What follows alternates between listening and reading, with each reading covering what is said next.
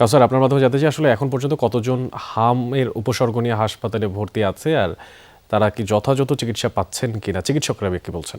অনেক প্রতিদিনই কিন্তু বরিশাল বিভাগের বিভিন্ন হাসপাতালে এবং স্বাস্থ্য কমপ্লেক্সে হামের উপসর্গ নিয়ে শিশুরা ভর্তি হচ্ছেন এবং বিশেষ করে বরিশাল শেরেবাংলা মেডিকেল কলেজ হাসপাতালে সবচেয়ে বেশি রোগী প্রতিদিন ভর্তি হয় এবং গেল 24 ঘন্টার হিসেবে এই হাসপাতালের কর্তৃপক্ষ যেমনটা জানিয়েছেন যে গতকাল সকাল 8টা থেকে আজ সকাল 8টা পর্যন্ত 64 জন নতুন রোগী ভর্তি হয়েছে, যাদের সবারই হামের উপসর্গ রয়েছে, কারো জ্বর, কারো পাতলা পায়খানা, কারো শ্বাসকষ্ট, এবং সেই উপসর্গ নিয়ে শেরেবাংলা মেডিকেল কলেজ হাসপাতালে ভর্তি হচ্ছেন। এবং এই মুহূর্তে এই হাসপাতালে 174 জন রোগী চিকিৎসা নিচ্ছে এবং এটি এই মৌসুমের সবচেয়ে বেশি রোগী চিকিৎসা নেয়। এবং হামের যারা উপসর্গ নিয়ে এই হাসপাতালে ভর্তি হচ্ছেন তাদের চিকিৎসার জন্য, যেহেতু হাম ছড়িয়ে পড়ে কাশির মাধ্যমে, এর জন্য কিন্তু 4টি আইসোলেশন কক্ষ খোলা হয়েছে এবং 4টি আইসোলেশন কক্ষেই কিন্তু এই রোগীদের চিকিৎসা দেওয়া হয়েছে। যদিও এই 4টি কক্ষ একেবারেই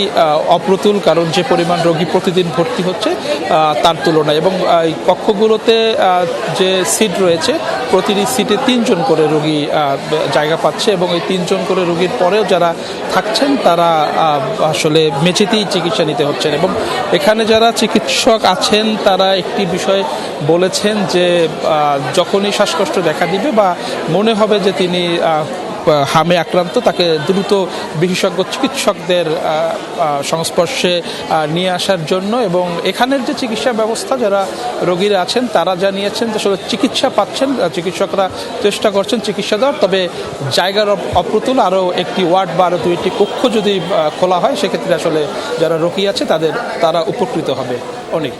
কাউসার, ধন্যবাদ আপনাকে হাম পরিস্থিতির সবশেষ খবরাখবর বরিশাল থেকে জানানোর জন্য।